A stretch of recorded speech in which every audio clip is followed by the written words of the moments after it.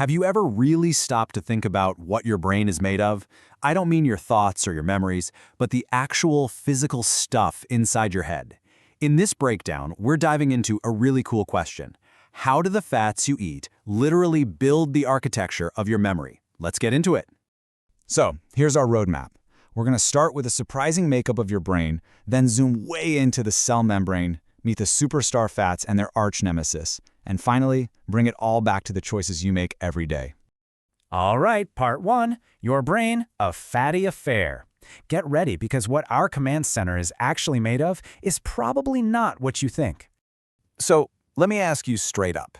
If you take out all the water, what do you think your brain is really made of? The answer, or at least a big part of it, is right here, about 60%. 60% of what, you ask? That's right, fat. Once you remove the water, your brain is the fattiest organ in your entire body. And this is so important because it's why the food we eat has such a direct physical impact on how well we think. This chart here really drives the point home. You can see it clear as day. Lipids, which is just the scientific term for fats, make up the overwhelming majority of your brain's dry weight. This isn't just stored energy, these are the actual building blocks. Okay, so they're building blocks, but why does that matter so much? To understand that, we need to zoom in. Let's move to part two and look at things on a microscopic level. The cell membrane, the gatekeeper. Every single neuron in your brain is wrapped in something called a cell membrane. The best way to think about it is like a bouncer at a super exclusive club. It's the gatekeeper that decides which signals get in, which signals get out, and how quickly it all happens. It's mission control for communication. Now, here's where it gets really interesting. The performance of that bouncer, its efficiency, completely depends on how flexible it is. A nerve signal shows up, and it needs to get past the gate. If the membrane is soft and fluid, that signal zips right through. But if it's stiff, everything grinds to a halt. And that idea of fluidity brings us directly to the heroes of our story today. Part 3, Meet the Superstars, the omegas. These are the fats that literally make your brain faster. And you've definitely heard their names before, omega-3 and omega-6 fatty acids. These are the good guys. They're essential fats, meaning our body can't make them, so we absolutely have to get them from our diet. Think fatty fish, walnuts, flax seeds, that kind of thing. So what makes them so great for our brain? It's actually pretty simple. They build those cell membranes to be incredibly flexible and fluid, and the result? You get lightning-fast communication between your neurons.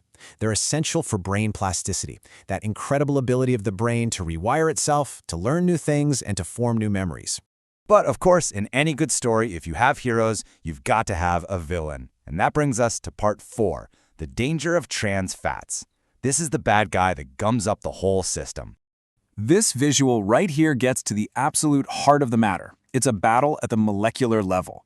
See, omegas have this bent, flexible chemical structure. They create space and promote fluidity. But trans fats? They're chemically straight and rigid. They stack up tight, they get compacted, and they make your brain's cell membranes stiff, almost like an old rusty hinge. And the consequences of that stiffness are huge. Communication between your neurons slows way down, it can increase inflammation in the brain, and studies have linked these fats to a higher risk of cognitive decline. These fats, which you often find in ultra-processed foods and commercial baked goods, are just the wrong building material, period. Which brings us to our final and maybe most important section, feeding your memory. Because when it comes right down to it, the choice is ours. Do we want a flexible brain or a rigid one? And this is the key takeaway from all of this.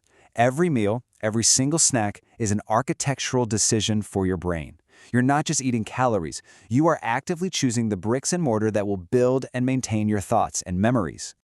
So the next time you're deciding what to eat, just ask yourself this question. It really sums up everything we've talked about. What kind of building blocks are you going to choose to build your memories with? Thanks for tuning in, and I'll catch you on the next breakdown.